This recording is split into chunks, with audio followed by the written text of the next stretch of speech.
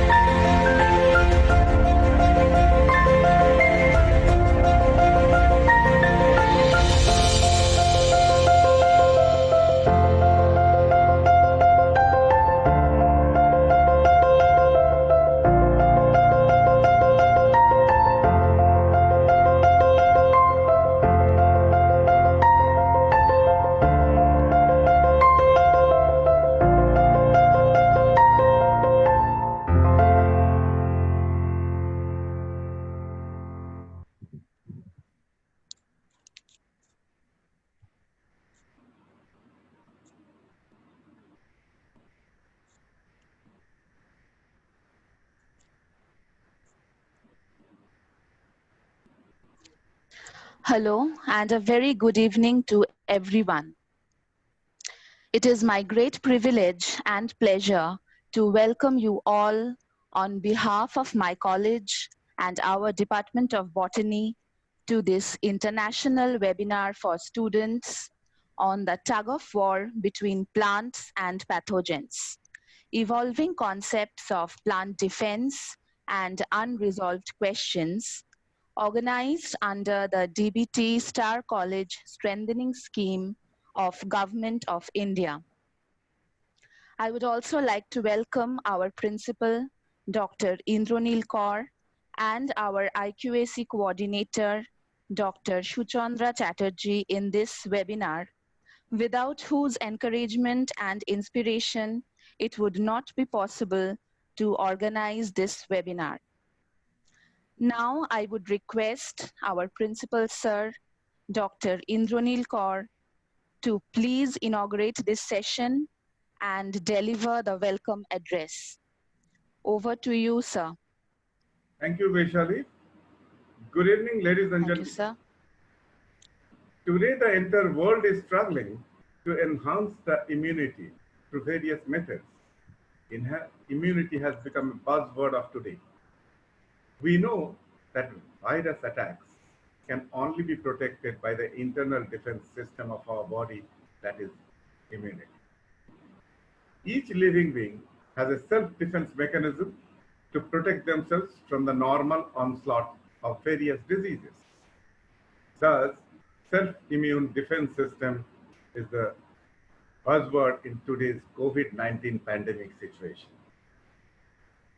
With this, we do understand that the plants do have some pathogenic infestations which they can evade by their internal defense mechanism. With this backdrop, today we have Dr. Debarati Basu, postdoctoral fellow, Washington University, St. Louis, USA, to talk on a very relevant topic, the tug of war between plants and the pathogens, evading concept of plant defense and unresolved questions. I think with this, I will request Debarati to come and speak, but before that, Vaishali, please introduce the speaker. Yes, sir. Thank you, sir. Thank you, sir, for your kind words and encouragement. Now I would like to welcome our esteemed speaker, Dr. Debarati Basu. She is a postdoctoral fellow from Washington University, St. Louis, USA. Our speaker for this session, Dr. Debarati Basu, has been doing her postdoctorate under Dr. Elizabeth Haswell since September 2015. Her research interest involves investigating the functional role of Arabidopsis and its mechanosensitive ion channels in response to both osmotic and biotic stresses. She has completed her PhD from Ohio University under the guidance of Dr. Alan Showalter. She was also a research fellow in National Institute of Plant Genome Research, India, from 2007 to 2009. She worked on transcriptomic and proteomic approach in unraveling host-pathogen interaction. She completed her Bachelor of Science and Master of Science in Botany from University of Calcutta with specialization in biochemistry, genomics, and biotechnology.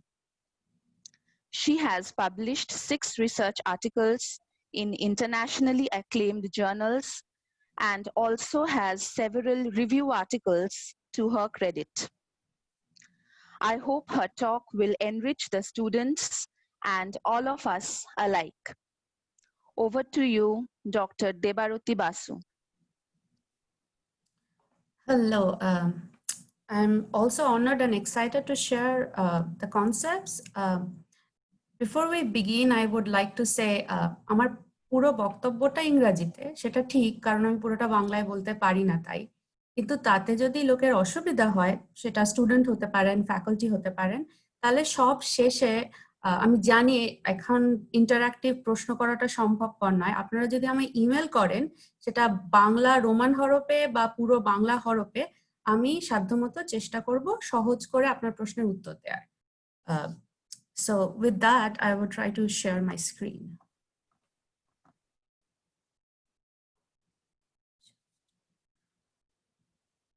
Just a minute.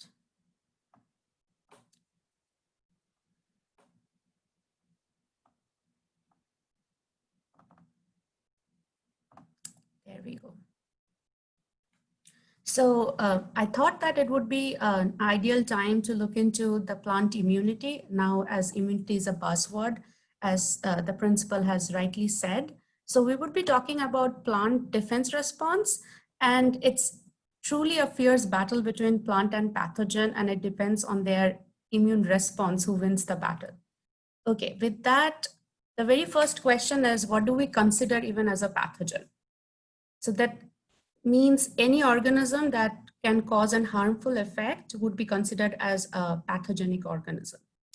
And there is a huge array organism coming from different kingdoms. So now you can see here a picture of a bacteria, a virus.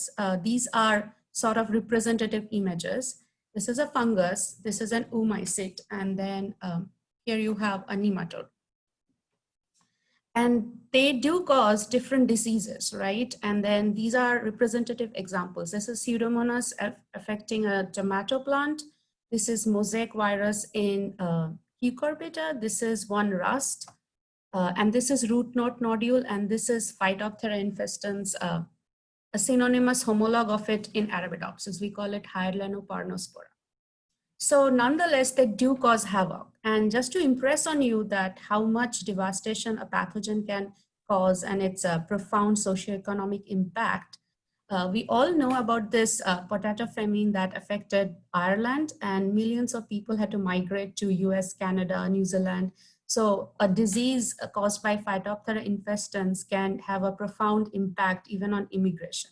So clearly, it's essential that we do study and figure out how to protect plants from pathogens. And that involves disease management and pretty complicated aspects. But it's also important to involve into basic research where even if the pathogen is not causing a disease, to know the disease cycle or the virulence factors or any type of mutant of the pathogen, because if you know that in case of a novel pathogen, we would be at least better prepared to figure out what are the causal agents and how to deal with it. So there should be a basic aspect of a research and the applied. And because we are talking about a lot about microbes, I just want to emphasize one thing, that all microbes, you get an impression that every microbe is harmful, but that's absolutely not the case. Because there are many microbes around plants, whether they're in the leaf or in the root. So rhizosphere is the area around the root and phyllosphere would be around the leaf. They are inhabited by many, many beneficial pathogens that have profound impact on plant growth and even disease responses. So there is one example I felt that would be ideal. So these are Arabidopsis seedlings growing on sugar plates. And then this one is mock, treated with just water, whereas this one is treated with a Pseudomonas strain that is beneficial, WCS, and then you can easily see that it has a lot more lateral roots that help in absorption of nutrients, and even the shoot has more biomass compared to the control ones. Clearly, this pathogen, which is administered at the bottom of the plate, it might have produced some volatiles or even soluble chemicals that have positive impact on plant growth. So this proves that there are beneficial microbes, but the plants had to figure out who is a friend and who is a foe. And that brings us to this idea is, we have plants around us. They are in a disadvantage because they can't run away from their pathogen. They don't have a lot of mobile cells even. So let's try to find some parallels between animal and plant immunity. So animal immunity is more well documented, and then it has this innate immune response. What does it mean, the immunity that you're born with? It has specialized cells, but it's very non-specific. And the other line of defense is the adaptive immune response or the acquired immunity. That is what you get when you have a vaccine. So that is very specialized and specific against a particular pathogen. And then this is sort of a Venn diagram where you have the innate immunity and the adaptive immunity. These are your specialized cells.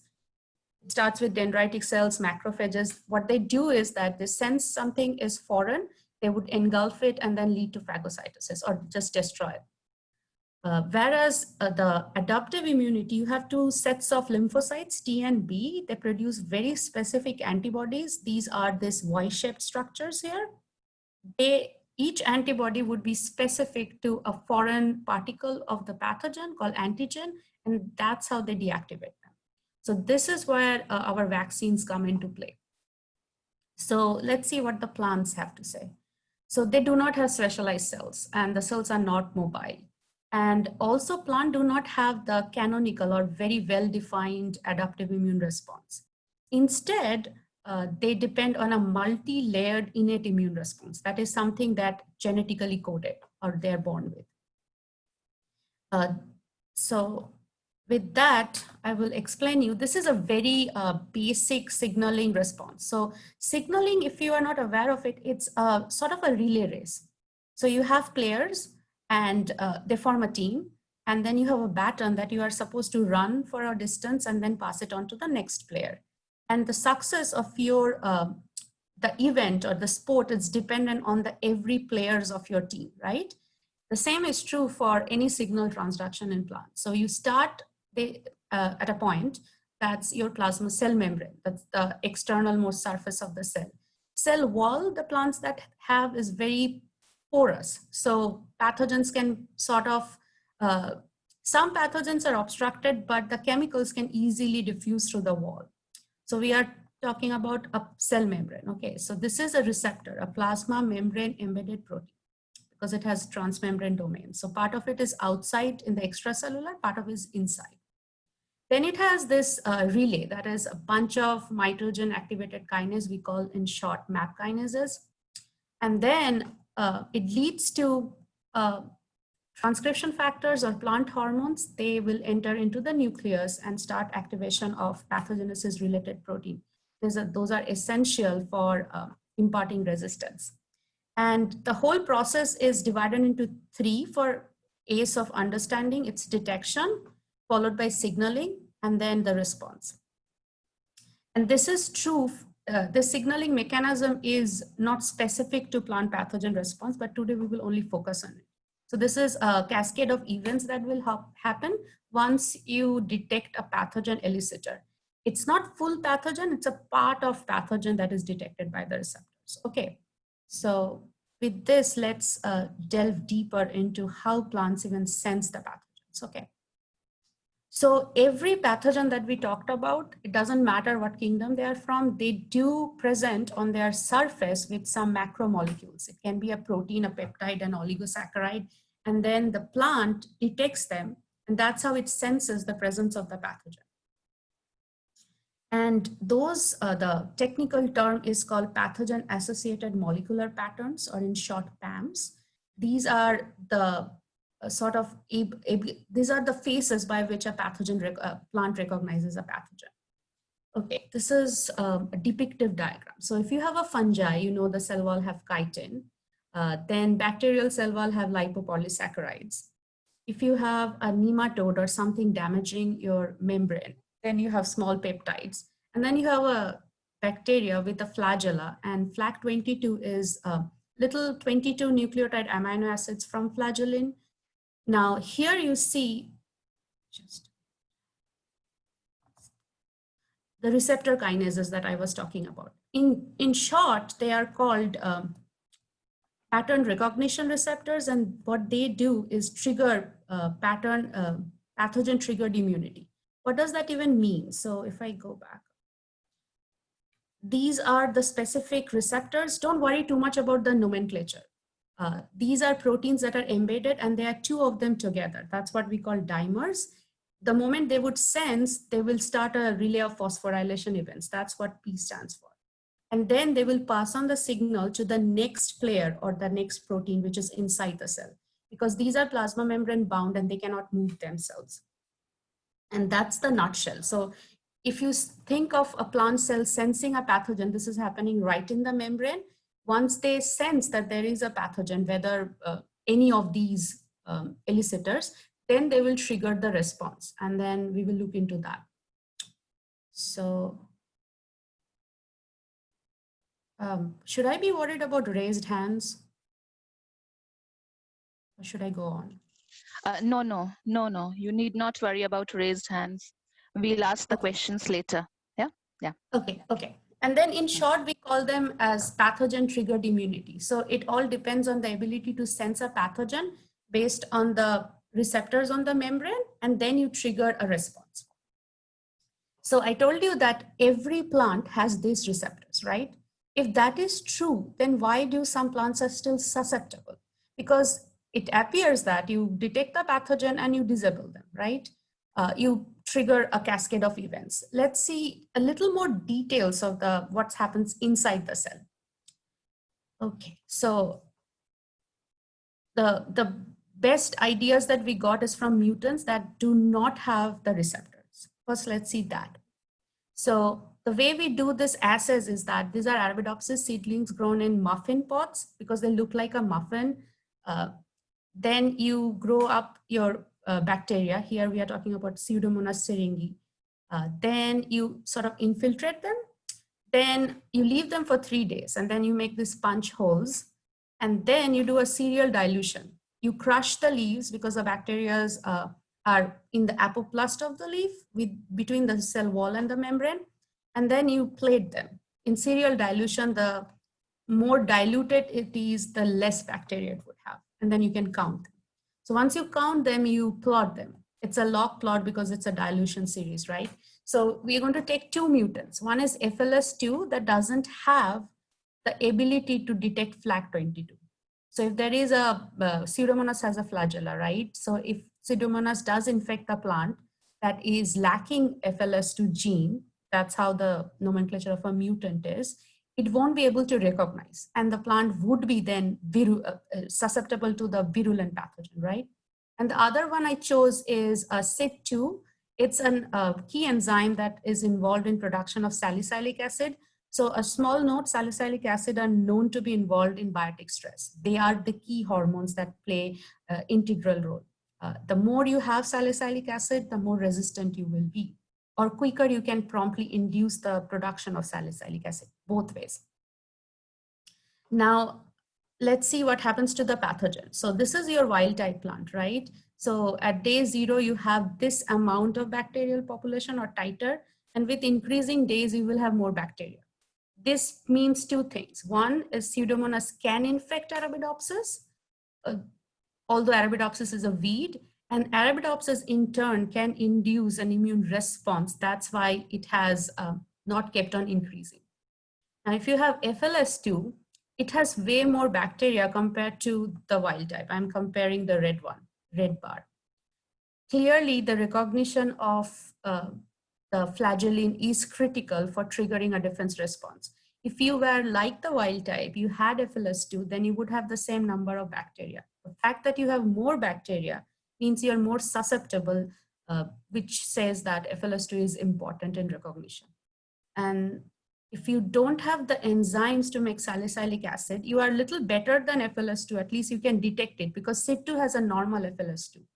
But still you are worse than wild type. So this 2 clearly suggests 2 things, that increase in bacteria means more susceptibility. And then if you do not have the key receptors or the genes, the downstream transcription factors and plant hormone that we were talking in PTI, then you would have less ability to protect yourself from the bacteria. Bacteria will gain on you and then they will grow. So the next option is, let's see a little bit deeper into what happens in the plasma membrane.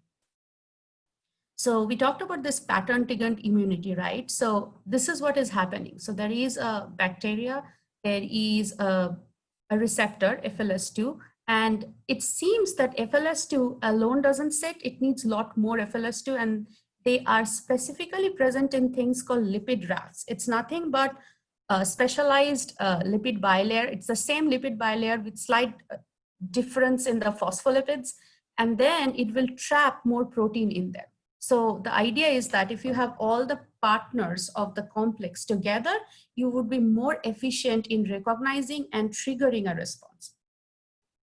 So if you just localize any protein with GFP, you take your FLS2, tag it with GFP, and it goes to a membrane, then it should be this crisp peripheral, these are epidermal cells of Arabidopsis.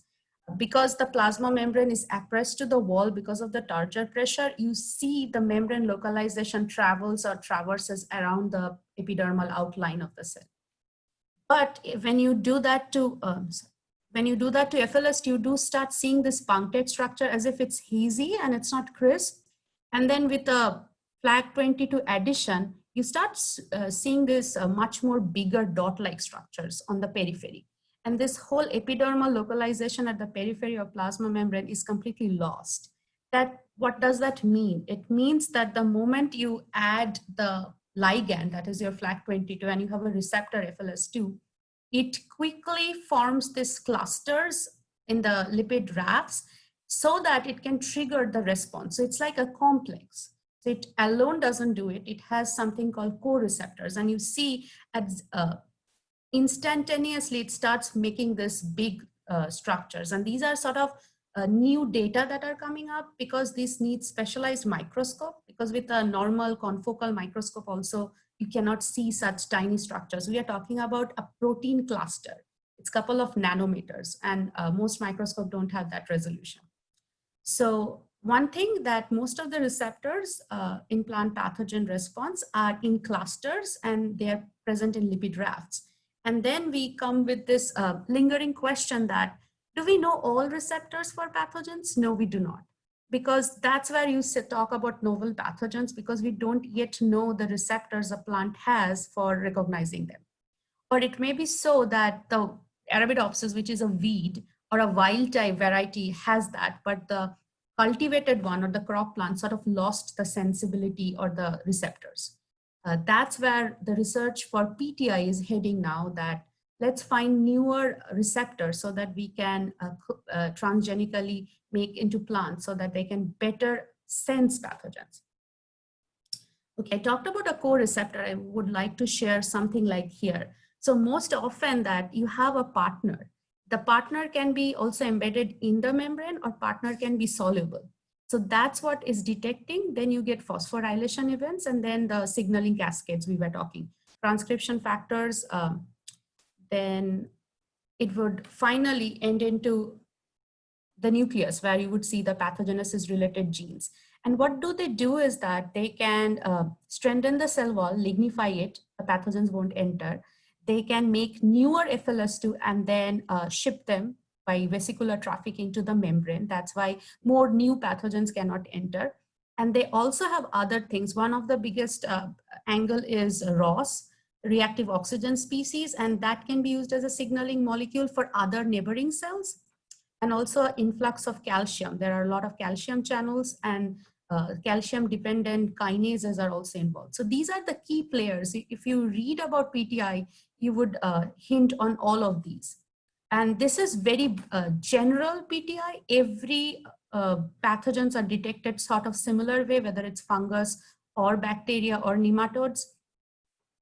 This brings us to this question: if every plant has these receptors, then why still some of them are susceptible? And most of you must be thinking why she's not talking about our genes and avirulent proteins. You get to know about this gene-gene interaction or gene for gene resistance.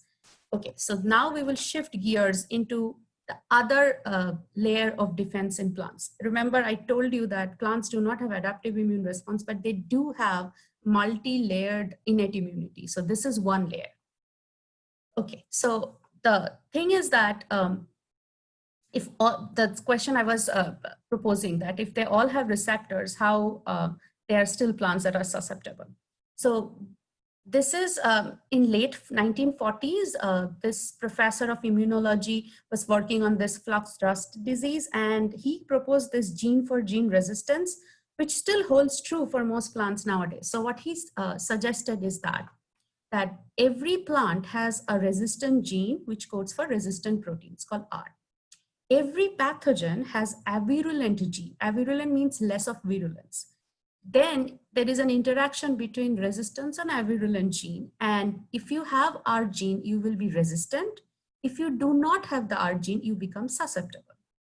Now, interesting is that even if you have no avirulent gene, then also you are susceptible. So he proposed that it depends on the interaction between the right partners from the pathogen and plant. And you will hear about compatible host resistance and non-compatible host resistance. But even though we knew about this, and then a lot of our genes have been cloned from many, many plants. I'm just giving you 4 examples. This is tobacco's N, this is fungal leaf mold CF9, and this is Arabidopsis RPS2, and this is root knot nematode. And you see there is a striking similarity between all different R genes. They have this LRR domains, leucine rich repeats. And then people kept on thinking that if all of them, irrespective of what species of plant they are and what genus of pathogen they are getting impacted on, they all seems to share the similar R proteins. And more interestingly is that where are these R proteins in the cell? They don't have a signal peptide which will help them to get into the plasma membrane. They are all soluble, means they reside within the cell in the cytoplasm. Now, how does even a pathogen detect that? Because you remember, we are talking about an interaction between an avirulent protein and plant R proteins. If the pathogen is outside the cell, these proteins are inside the cell, how is even the interaction happening?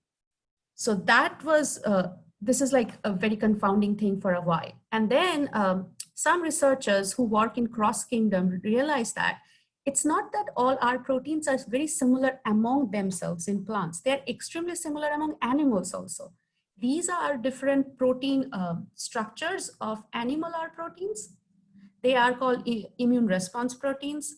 They all have a nuclear binding region, and they all have LRR repeats. The only 2 types of plants, one have coiled and one have toll-like receptors. But nonetheless, they share striking similarities. This led to this idea that probably the pathogens are sort of delivering some of chemicals, whether proteins or toxins, right into the cell. Apart from the recognition on the plasma membrane, it is injecting, in technical terms, something inside the cell that is detected by this R proteins.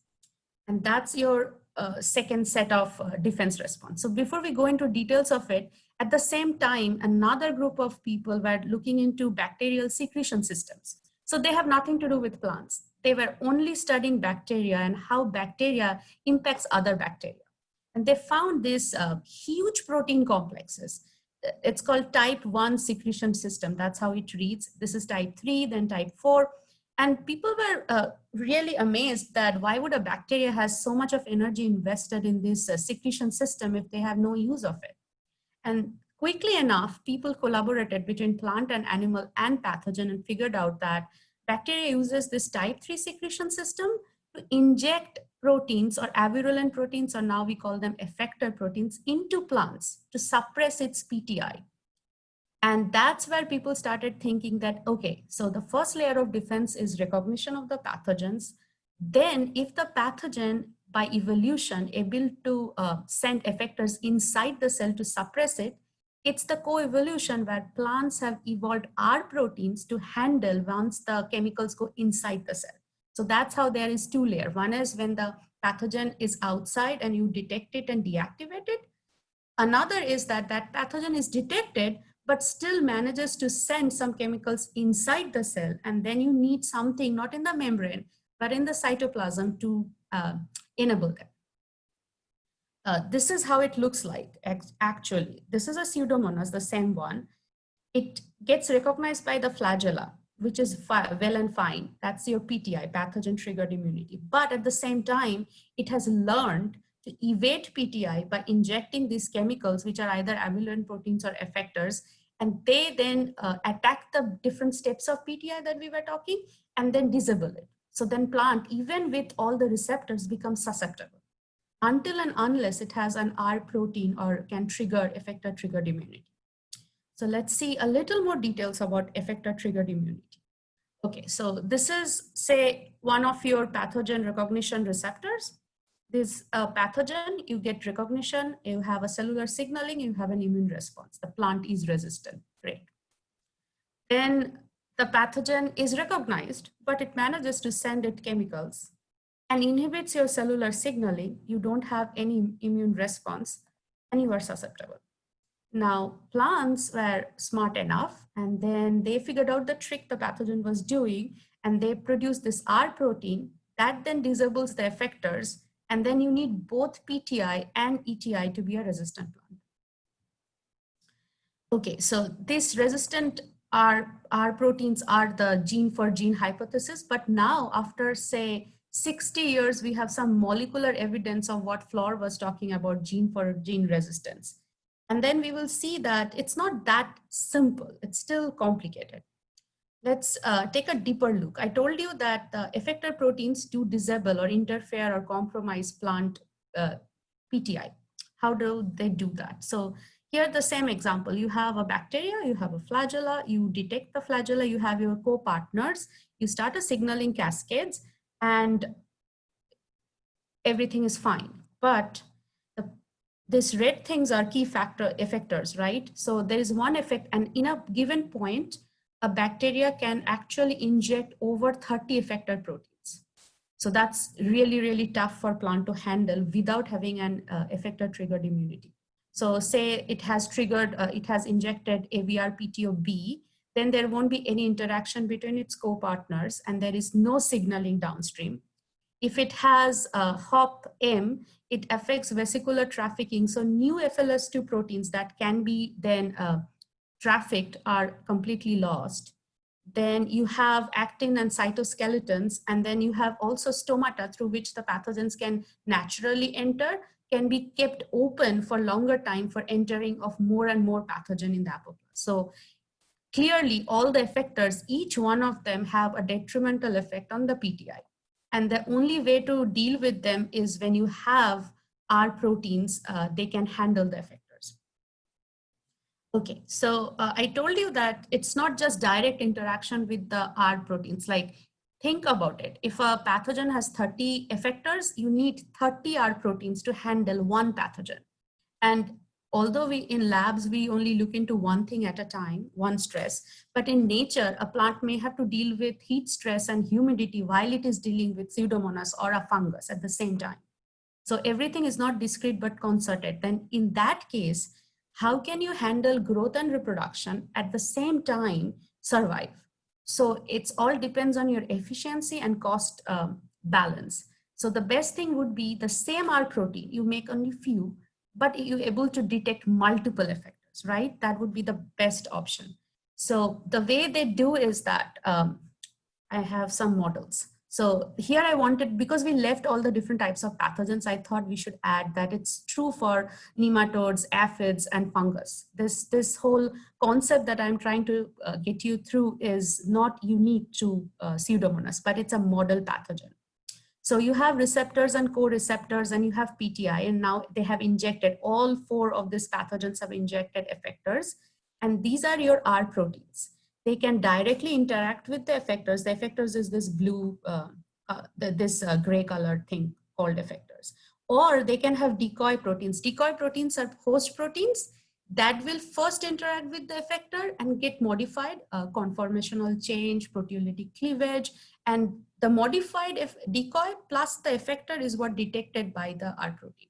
So you have the same R protein that can detect this effector, that can detect effectors with the decoy, or effectors bound to something. So the same, you are not making newer R proteins, but you can use the same R protein, which has ability to detect multiple different types of effectors. It's more like allosteric enzyme, which have multiple catalytic sites. So the same enzyme can perform different functions.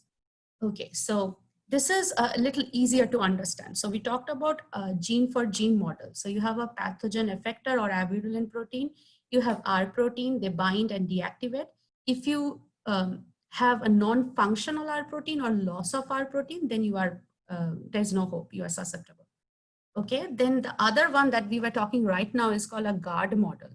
That is, a pathogen effector doesn't directly interact with the R protein, this green circle. It first interacts with a host protein that called GARD. Then it becomes an active GARD, and then the R protein binds to this structure instead of directly to this yellow cone-shaped structure. And then you get resistance. If you do not have a functional R protein, as usual, you get into susceptibility. The last one is a decoy. So because we talked about that pathogen effectors affect different aspects of PTI, that's why plant produced decoys. They are not the true protein, but they are mimic the true R protein. So you have multiple different proteins floating around in the cell. The effector is thoroughly confused, and it will either bind to an active decoy or non-active decoy. And then it's wasting its energy, right? It's making thousands of this, 30 different effectors and 1,000 copies of each of the effectors into the cell. And the one way to deactivate them is not to choose each one and deactivate them, just confuse them. And the one the R protein binds to is the true one, and then you trigger an immune response. So plants have managed 3 different strategies to get rid of the effectors. One is directly binding to them. The other one is binding to a host protein called GARD and then bind to this complex. The other one, you have similar looking decoy proteins. Only one of them is active, whereas the others are not. Okay, so I gave you a sort of an overview of how this works. With this, we will then compare ETI and PTI. There are a lot of terms flying around, so let's sort of recapitulate it. So there are like 2 branches of plant immunity or 2 layers of plant immunity. One is pathogen triggered, where the success of it depends on recognize the pathogen which is outside the cell, and it represents its pathogen associated molecular patterns, whether it's FLAG22 for flagellin or lipopolysaccharides for bacterial wall. You detect them, sense them, then you trigger a bunch of signaling cascades, and you finally trigger pathogenesis related protein. What they would do is they can either form a lignified cell wall, they can produce callus to block openings, they can also disable by restricting the pathogens within a cell. So all these are measures that a PTI immune response pathway takes to stop the pathogen from causing the disease. Then comes the ETI, where if the pathogen is smart enough to produce effectors and deliver the effectors through this type 3 secretion system, which is nothing but like a syringe just simply injects those proteins into the cell, then you need the specialized proteins from plants called R proteins. What they would do, they would either bind to them, which is your gene for gene resistance, or they will bind to a GARD protein, that is a host protein, and then it's sort of a complex, or it can bind through a decoy, that is multiple host proteins that mimic different aspects of PTI, and the pathogen effector bound to one of them is detected by the R protein. And one important interesting part of ETI is that it creates a programmed cell death. So what it does is that it quickly restricts the pathogen by killing or sacrificing some of the cells. It's like for the better good of the whole plant body, they will restrict the pathogen by killing some of the cells, because pathogen needs live cells for their nutrition, right? So that type of cell death, which is very localized and triggered by immune response, is called hypersensitive response. And the way we sort of look into it is trypan blue staining. This is this blue staining, and you do see this is the area that has been infected by the pathogen. And if you stain with this chemical, what it does is that it can only enter cells where the plasma membrane integrity is lost. And once it stains, it means that those cells are dead, which you can also see from here because they look pretty necrotic. Okay, so this is all about the PTI and ETI. We are left with few areas of research that currently people are pursuing in different areas. One of them is that we talked about how bacteria can inject effectors. And I have also told you that every pathogens, whether it's a fungus or oomycete or nematode, has effectors. Now question is, For nematode, they are small worms. They sort of damage to the wall. You get an idea how it can deliver effectors. But what about fungal pathogens? Keep in mind, some of the fungus are not prokaryotic, they are eukaryotic. So they have vesicular mediated signal transduction methods. So people were very curious how fungus can deliver proteins into a plant. Both are eukaryotic, and then how does that even work? And most often this research have been stemmed from Phytophthora infestans. This is a specialized group of oomycetes, and then we are still at loss in learning a lot from them.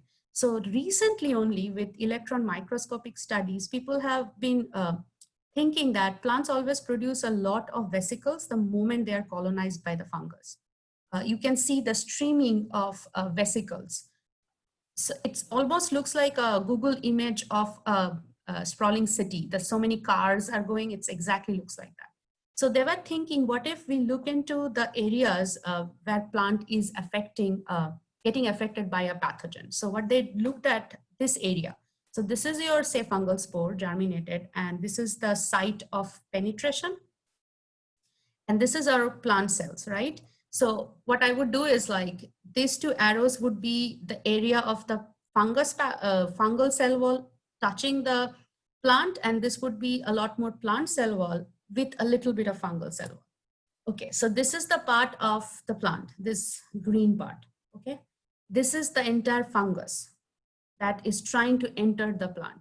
And you have, it's an hostoria. So there is a space in between, and it seems the fungus is also producing a bunch of tiny vesicle-like structures. Because they are not normal vesicles, we term them exosomes, because they're outside the cell also. And mostly the vesicles start from ER and Golgi. Then they form these big vesicles with tiny vesicles inside. They're called multivesicular bodies. And these tiny vesicles are sort of launched out of the cell with the hope that they will land on the plants. And people are actually isolating these exosomes and extracting, figured it out that they're enriched in small cell wall degrading enzymes, because fungus has to degrade wall. And also they have a lot of microRNAs to suppress plant immune response. Now let's take the angle from the plant side. So this is how a plant, this entire thing is the plant, okay? And this is the only fungus part. So this is your cell wall. And I told you the cell wall is pretty porous. These vesicles can happily sort of diffuse to the wall. And this is the layer which we call apoplast, that is in between membrane and the wall.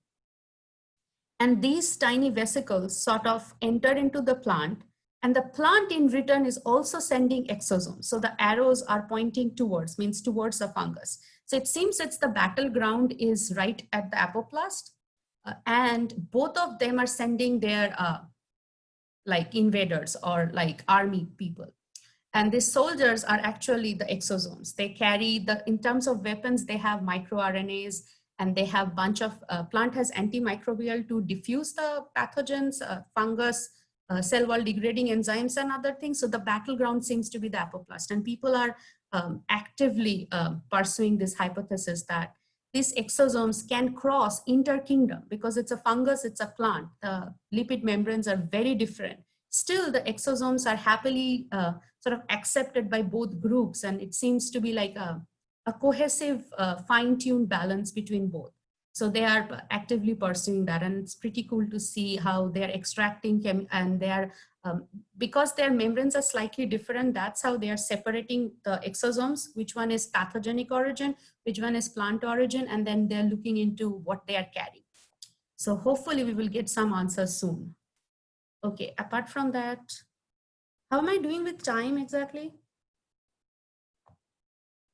Am I good on time? Yeah, You have absolutely. 15 minutes, Dr. Basu, yes. Yeah. Okay, thank you. Okay, so we are very close. So scientists are pursuing, and soon we get to know, and especially Roger in his group is working on this. Okay, the other thing is that this is Jeffrey Dangle's model. We will gradually walk through it. There's too many zigzag lines going everywhere. So he was saying that this is a fine balance between a pathogen and a plant and environment. And the way the balance is being kept is depicted in this zigzag model. What the model says, let's start from here. So you have pathogen, whether it's a virus or a damage-associated molecular patterns or the pathogen. These triangles, boxes, and these arrows suggest that they are different chemicals produced by the pathogen. Plant recognizes them and starts PTI. And the moment it does that, it's fine, it's resistant. But then the pathogen starts secreting these effectors, and then you see the arrow goes down, means its resistance goes down, and you start seeing effector triggered susceptibility. ETS is effector triggered susceptibility. Now the plant has figured out this NBLRR is nuclear binding leucine rich repeats, nothing but R proteins. They can sort of deactivate the pathogen effectors or suppressors, and then you get resistance again. So the red ones are all resistance, and then the alternating one are susceptibility.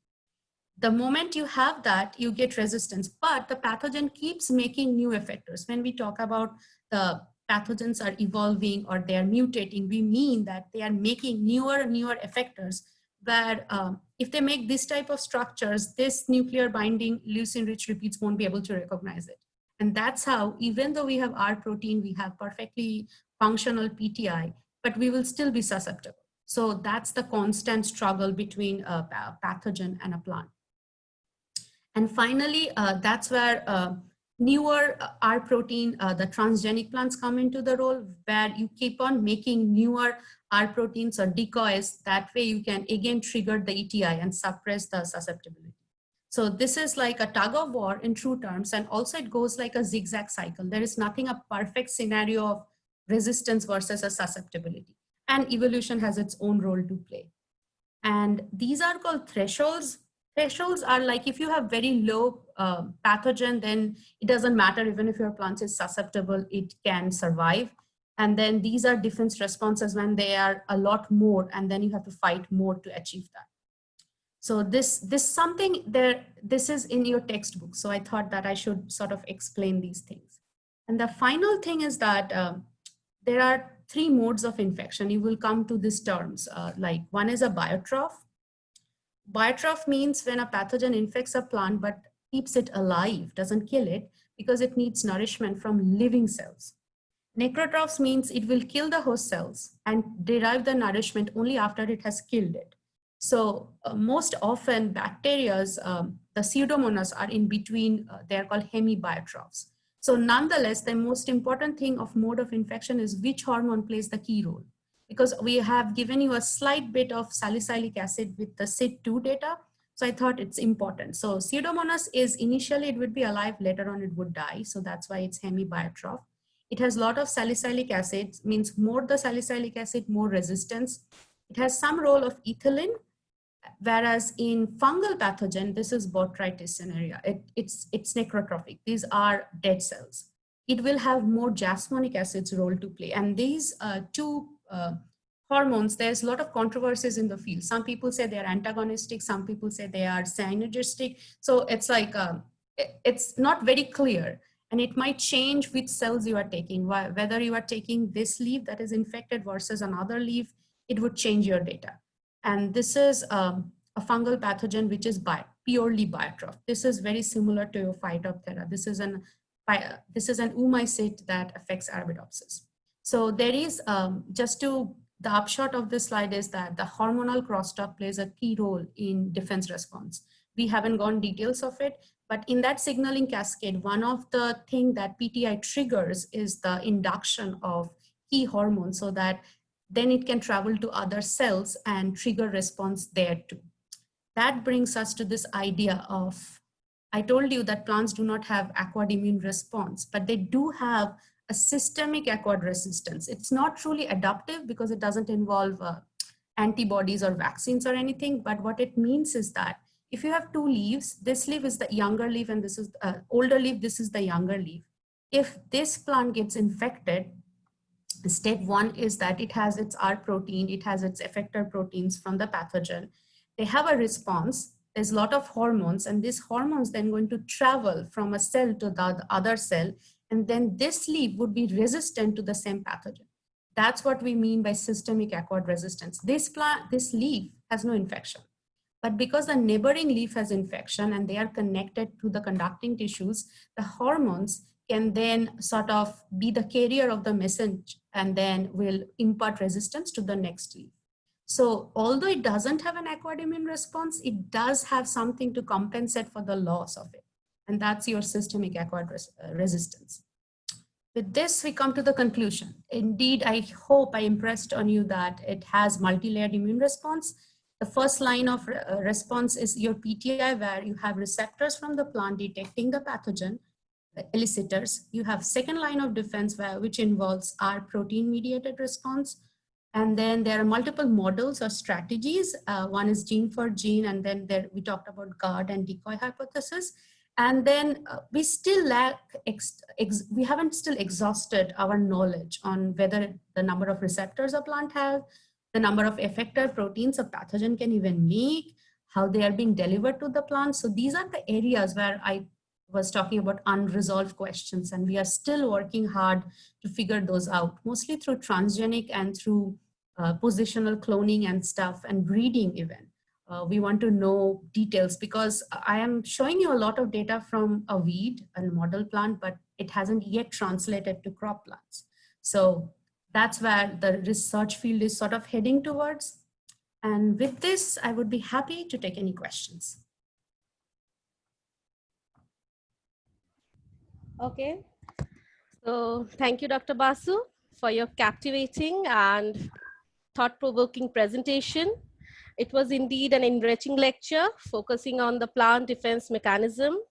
The tug of war, as very well entitled by you, was explained so meticulously and lucidly, enlightening our participants. And the profound knowledge you have shared, I'm sure will help the students immensely in the development of the interest in this area. Also, I would like to take this opportunity to express my heartfelt thanks and gratitude to my friend Debaruti for taking out some time from a busy schedule and accepting our invitation. It was indeed a pleasure to have you as a resource person. Thank you once again for your enthusiastic participation as always. Looking forward to hear you again. So as we move on to the question answer session, an important announcement. The feedback link will be displayed in the chat box as well as in the college website, which will be active from today onwards till tomorrow, that is 3rd July, 7 p.m. I request all the participants to kindly fill in the form and submit the same. You will receive your e-certificate within 7 working days. With this, we move on to the question answer session. Over to you, Shonaliti. Thank you, Nilofer. Hello, Dr. Basu. Once again, welcome to this Q&A session. There are many questions. I suppose we can finish it off within time. So the first question goes is, are you ready, ma'am? Yeah, sure. Yeah, okay. So the first question goes, can you explain the third process of cellular response against the effector molecules of pathogen? Third or second? I don't know, they must have been following the PPT accordingly, yeah. Okay, so what I meant to say is that effector triggered immunity will only happen when the pathogen has delivered the effector molecules inside the cell through the secretory systems, if you're talking about bacteria. So the plants always produce R proteins, and specific R proteins can only recognize specific effectors. And I was talking about that it evades the PTI. So when the pathogen was there, the plant receptors were active, but they were unable to stop the pathogen from causing the disease because the pathogen has delivered the effectors. That's why it's the second layer. It's the layer after the recognition site. And then R proteins, they can directly bind to the effectors and disable them, or they can have other host proteins helping them, so that you have only handful of R proteins, but you can disable multiple effectors. That's what I was aiming at. I hope that explains your question. Yeah, that would explain. Okay, so the second question goes as, is every PAMS, that PAMS, are able to generate damp DMP or sterile inflammatory responses? Are they able to generate? So we only know about handful of those elicitors that only bind to the receptors, then they will generate anything. So say, for example, you have a novel virus, and if we don't even know what receptors plants have, then it will not trigger anything, or we will not know anything about it.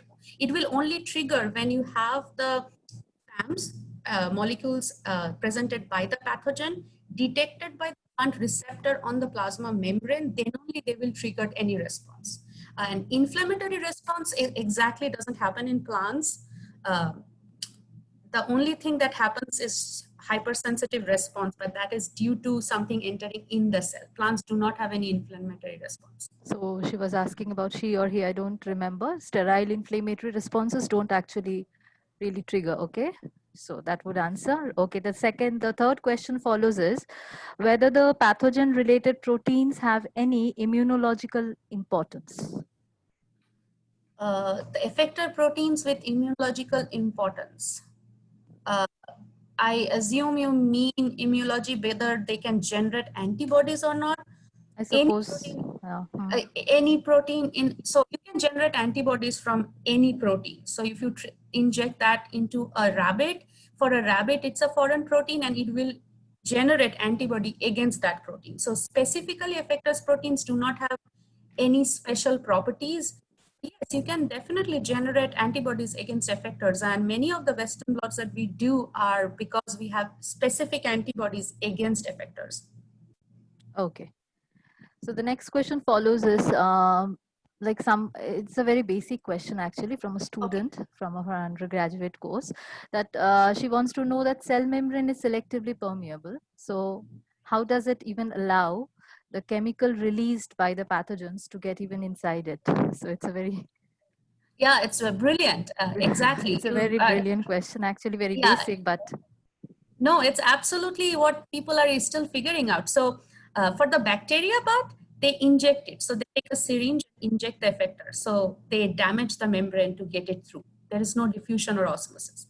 But for the fungus, you know the membranes, they can form small bubble-like vesicles, and two vesicles can fuse and the cargoes can be shared.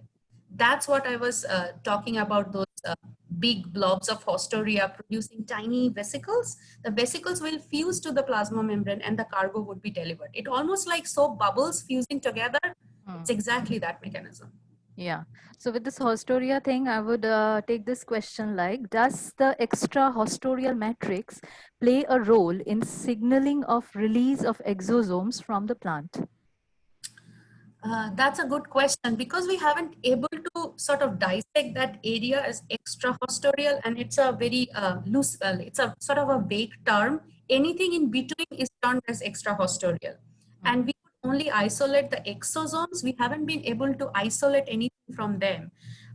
We don't yet know of, but the vesicles will flow through the gradient. Like the starting point has a lot more vesicles and they will travel, and apoplast has a pH, very acidic pH. I think pH plays a very good role in forming sort of a gradient. That's where it's like a landmark or roadmap, and then they follow the plants. But we don't actually know whether extra Haustorial matrix or what proteins they have. No clue. Does play a role or not? Okay. So with this Haustoria, actually there are 2-3 questions which like common, like the difference between Haustoria and Aprosoria. Like this is like 2-3 people have posted. Yeah. So to my understanding, Haustoria would be more like pressing into the cell wall and the membrane, whereas Aprosoria would be just like a punch, like a bulge. But the clear difference at the molecular level, I don't think we have looked at it. So I understand why you are asking questions. You study in when you study fungi, all these, but in pathogen, only the ones that have a disease significance are being studied. So I don't know of any pathogen and plant interaction which has Aprosoria, so that I can compare with the one that has Haustoria. I know Haustoria is Phytophthora infested to make Haustoria. That's about it. So I don't know, but the same principles will apply. The vesicular transport, that exosomes I'm talking, it would apply for the same. Yeah. Okay, so like 2 other questions like common about the decoy function, and somebody asked about the difference between a guard model and decoy model, and the other one is just explain the decoy function once more. Oh, sure. So maybe I can just share the slide again. Sorry, I can't share the slide. Yeah, you can now. Yeah. Sorry for that. There you go. Sorry, it would take a little while. Yeah, take your time. Okay, so in the GARD model, you have only one host protein that is not an R protein.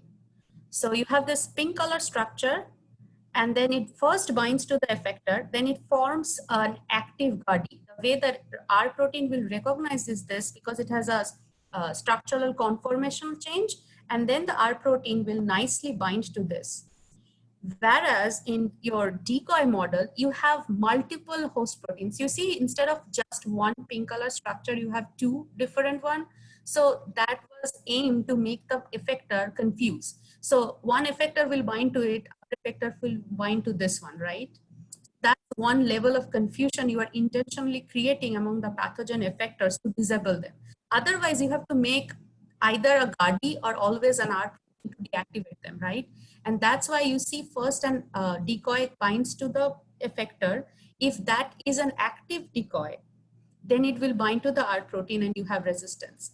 If you have an active decoy bound to the effector and no R protein, then you lead to susceptibility.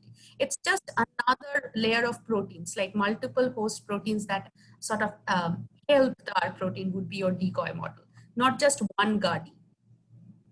That's how, and just in the molecular sense, if you try to prove that this is a GARDI versus decoy, GARDI will directly interact with the R protein, whereas decoy will need an effector, and multiple other proteins will also interact. And that's how we know that it's decoy and not a GARDI. GARDI would be specific to an effector and R protein, whereas decoy would be a little more general, right? Right. Okay. The next question goes is how plants recognize between biotrophs and necrotrophs, and they would react accordingly. How would they recognize which one is a biotroph and which one is a necrotroph? So if This the is plant again, doesn't, no, the Yeah. plant doesn't recognize anything. It's Yeah. we named them because of the impact they are making. To a plant, everybody is a pathogen. The way we have named them is because of the disease and the symptoms they produce. If we see black color spots and dead cells, we term them necrotrophs. If we see the plant is alive, at least in the initial phases, then we call it biotroph. Plant do not care who that is. But plant do care is that what it would trigger. So if there is a lot of death happening immediately after infection, then jasmonic acids is triggered, and that pathway is for necrotrophs. Whereas in case of biotrophs, hemibiotrophs, bacteria or other type of fungus, it triggers salicylic acid. So the chemicals the pathogen is producing is recognized by the plant, and then it decides. It doesn't care about whether it's going to be a biotroph or necrotroph. It just cares what effectors it's producing, how it is detecting. That's about it. Okay. With this biotroph, I have one question between a difference, hemibiotroph and biotroph. One would like to know. Yes, so hemibiotroph is that during the first, around first few days of infection for Pseudomonas as an hemibiotroph, it is alive. So you have green leaves, you won't see any symptoms. But with progression of time, you start seeing necrotic, chlorotic patches of leaf. Right.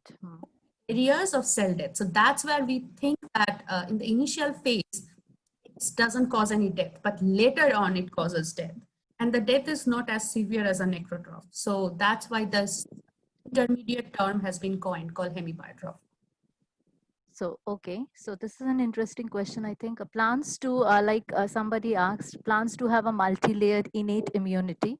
So do the plants store the information of combating a stress in the past in its memory?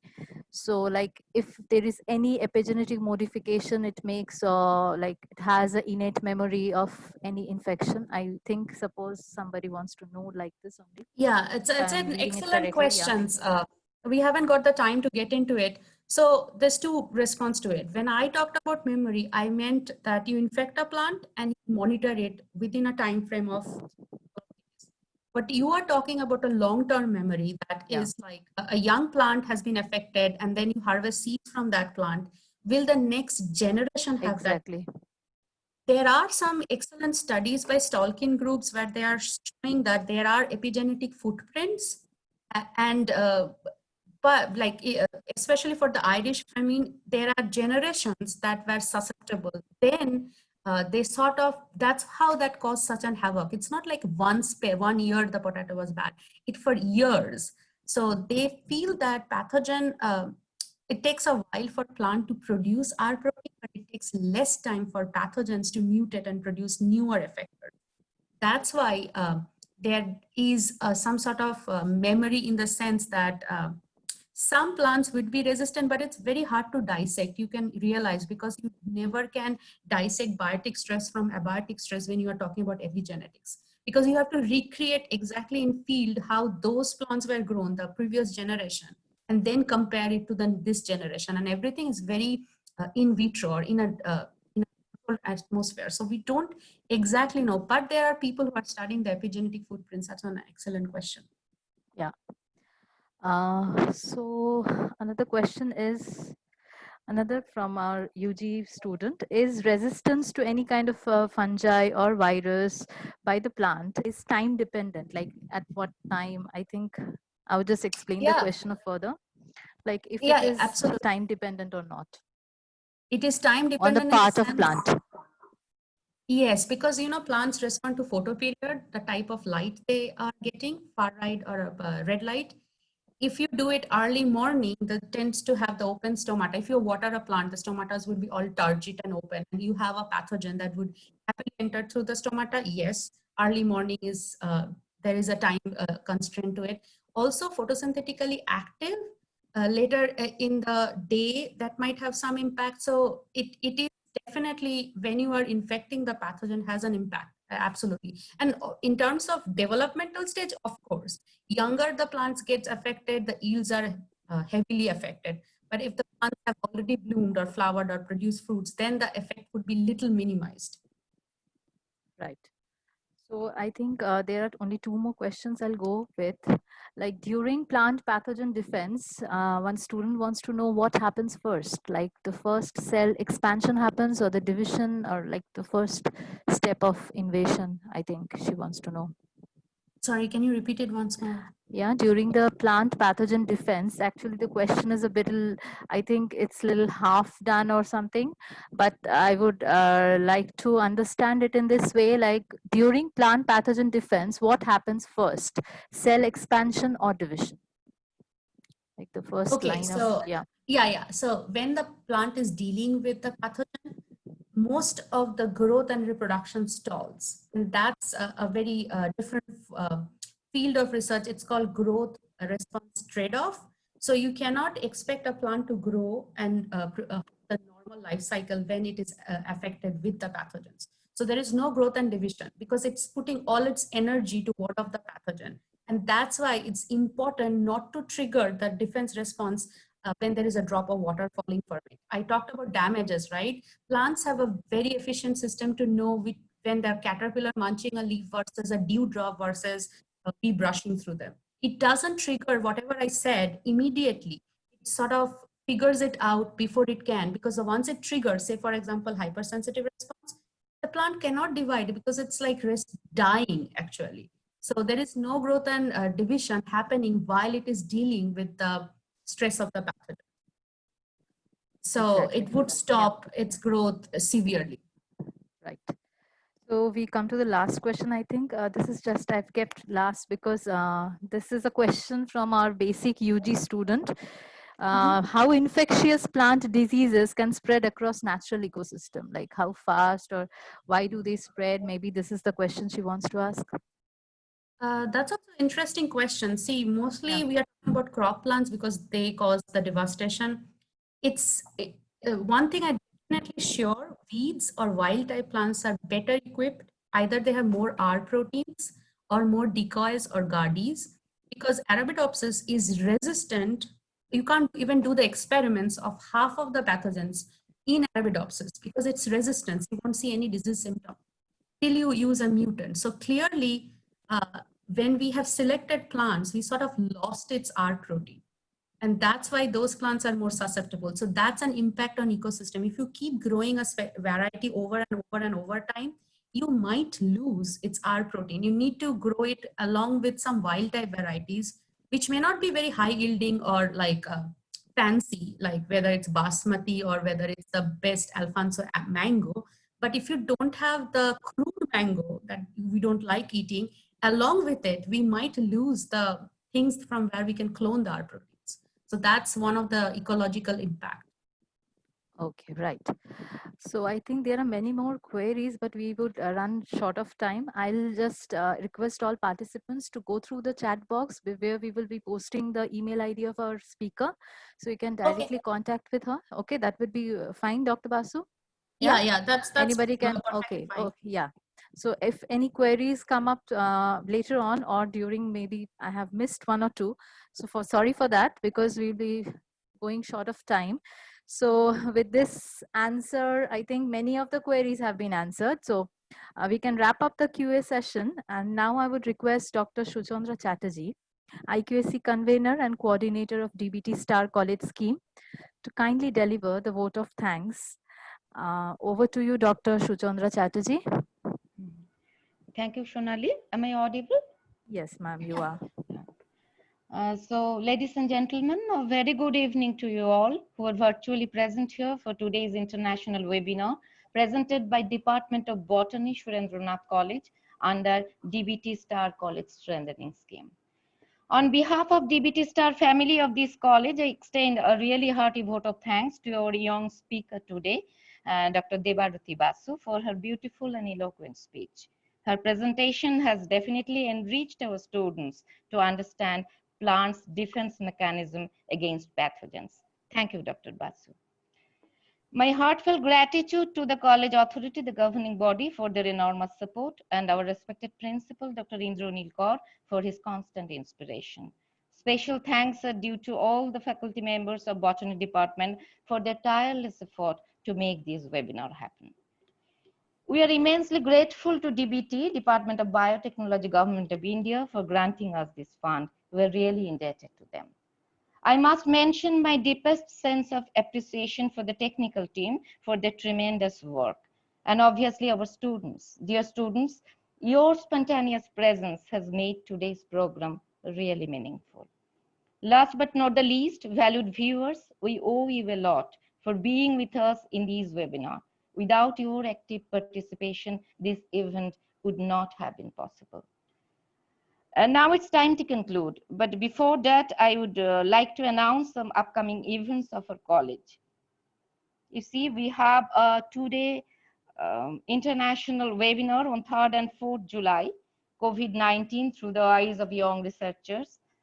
Hope it would be an enjoyable one. And there is another webinar, again on the 4th July, which is on a very interesting topic, Introduction to Graphology and its Implication in Society. The flyers you will find in different social media and definitely in our college website. Hope to see you all in those webinars. So with these announcements, it's high time to leave this platform.